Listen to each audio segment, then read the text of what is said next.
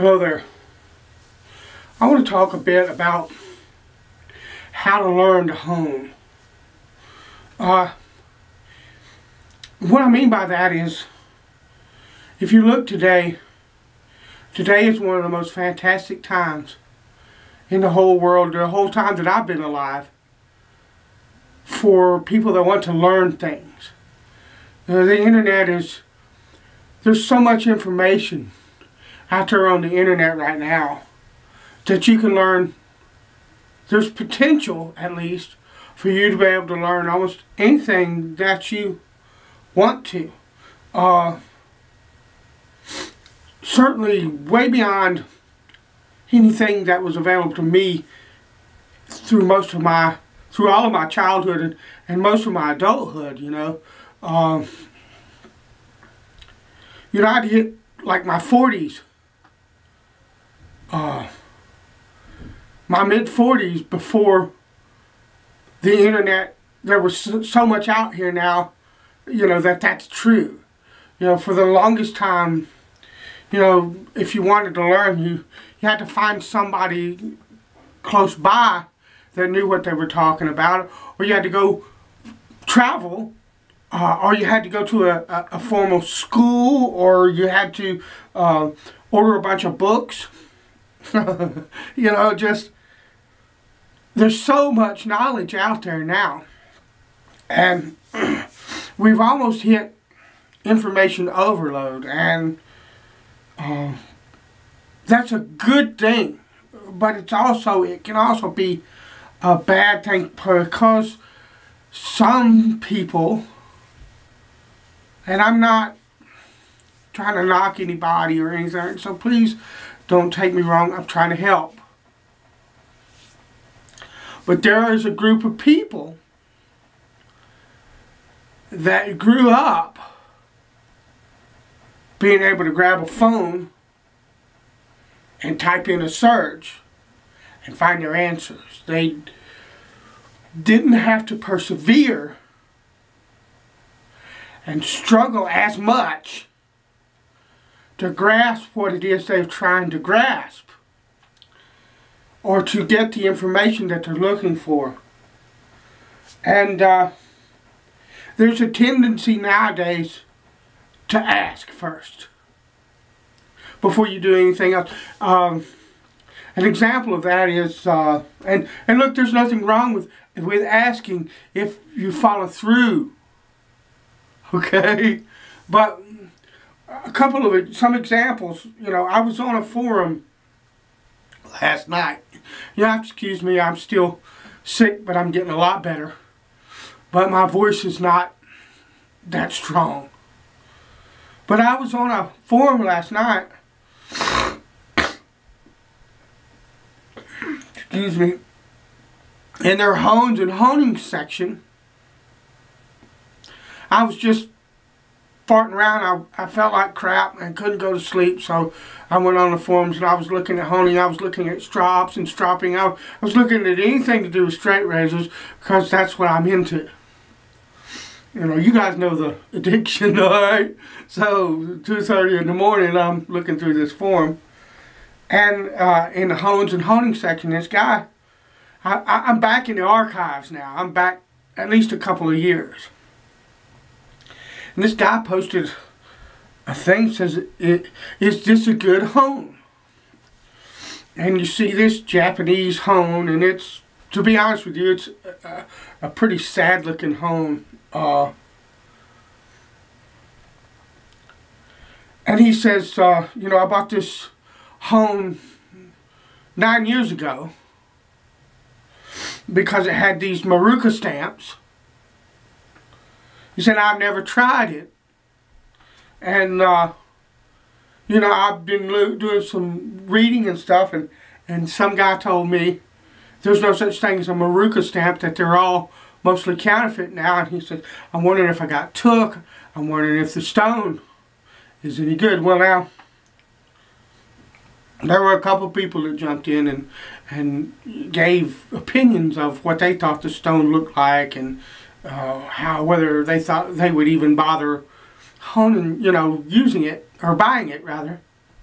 But then someone stepped in and said, dude, you've had that thing for 9 years, and you're just now asking everybody if it's any good. You've never put water on it and put a razor on it, and you know, and basically the conversation basically shut down because it looked like the guy was just trying to say, hey, this guy that's popular on this forum sold me this stone and I don't think it's any good, but I never tried it. I never, you know what I'm saying?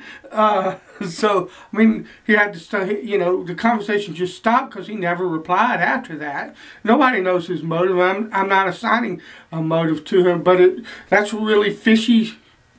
You know, it don't pass the smell test. You know, I've had it for 9 years and I've never used it, but hey, this guy that everybody knows, he sold it to me, you know, and it's just a piece of junk. Well, 9 years is a long time to go by for you not to even put a razor on that stone. So what's the deal? Okay. And similarly, what'll happen is you'll get and you'll get people, they'll say, you know, hey, they'll post on Facebook or they'll post on a forum, something like that. And they'll say, you know, I'm having a problem with understanding this stone or this stroke, or I'm having a problem with this thing or that thing, and I want to ask everybody, you know, for their opinion and their help and all. That's good. There's no stupid questions. Please understand that. If you got questions, ask them. Because there's guys out there like me, Caleb McCullough, Jonathan Schultz, and now I'm talking, you know, admins on Straight Razor Honing a lot, because that's the forum that the Facebook page that I'm active in and working on, trying to help people when I can and stuff like that, okay? But this is anywhere, you know, because I've seen it all over the internet. And there's an attitude that you have to develop if you want to learn anything. And it's the same attitude that people had 100 years ago when they had a teacher with them, taking them basically by the hand. They still had to have this same attitude. And, you know, it's something you need to cultivate. But they'll say, look, I have a problem here, I have a problem here. And, you know, on a Facebook group, on a forum, there are going to be people that know and people that don't. And there are going to be some people that are going to jump in and they're new, but they're trying to help. And they'll make a suggestion here or they'll make a suggestion here. But then someone you know knows what they're talking about will come on that thread and they'll say, well, try this or try that, or is this in your situation, or what about this over here? Can you tell me about this aspect of it, or whatever? And invariably what you'll get is you'll get two kinds of people. You'll get people that will relay the information they're asking for and then try what it is that the person is saying. And then the other guy you'll get is the guy that he'll either go, well, I tried that already. Okay, give me something else. Or he'll go, that won't work. You know, and this is A, B, C reasons why that won't work. You know, I don't know nothing. I'm new. Or I'm having a problem, even if I'm not new, even if I've been in this 10 years. I'm having a problem. And the guy that I'm talking to, I know is a good honer, but his advice, it won't work for me. For this reason and this reason and this reason, it won't work. Look, you have to develop, what am I trying to say? There are certain aspects to any technique or any craft or art or anything that you're trying to learn that a teacher cannot teach you. The only way, and the teacher knows this, okay? That's why a lot of times a teacher will give you something to do you've already done before. Because that teacher knows and understands that learning things, Thomas Edison had it right. People would tell him all the time, well, you failed to invent the light bulb. And he said, no, you failed like 100,000 times or whatever to invent the light bulb. And he said, no, I just learned 100,000 ways that you can't do it. I learned 100,000 ways that you can't do that. And I'm closer now than I was before. That's the attitude that you got to have, and a teacher knows this. The thing of it is sticking with the Edison example. When you go to learn something, there are going to be 1,000 little light bulb moments where the light will go click and turn on in your head, and you'll grasp a little bit more on a technique, or even sometimes on your way of thinking. That light bulb, your way of thinking about honing or about a stroke or anything like that to do with what you're trying to learn. The light bulb will come on and your mind will shift a bit so that you're looking at it in a little bit different way. And look, even if you were to come to my house and move in with me, and we were to sit here at my sink for 6 months, and I was to take your hand in my hand with the razor in it and run it along the stone for you, you could not grasp certain things about honing. Because I'm still doing the work for you, okay? There's a popular saying that a shoe company took as an advertisement: just do it. Sometimes you have to just do something, and you have to do it over and over and over and over till you're so sick of it you want to puke, till you're so sick of it that you have to turn around and walk away from it for several hours or a couple of days or whatever, and come back to it because you're so tired of doing the same thing and failing. That's right. If you want to learn, truly learn to grasp anything, whether we're talking about, and the audio ain't going to be all that great. My batteries just died on my mic, and I didn't realize it, so we're going to have to use the audio in here. And that'll be alright. But if you really want to learn something truly, particularly if it's an art, which in my opinion, yes, honing a razor, there's science involved in it, but you don't have to understand that science in order to hone a razor. You can get by really well and be really good at it with the art side of it. You know, I don't have to understand all the different characteristics of whatever the steel is that I'm using and be able to recite its composition and blah blah blah blah blah. I don't need that. I need observation. I need experience. I need to understand and be able to grasp what I've experienced in a way that will teach me what to expect when I hone a certain type of razor or whatnot. That helps me a whole lot more because I can apply that in a lot of different ways. But the thing of it is if you want to learn how to hone, then you got to be willing to fail over and over again and just keep doing. There's nothing that I can say to you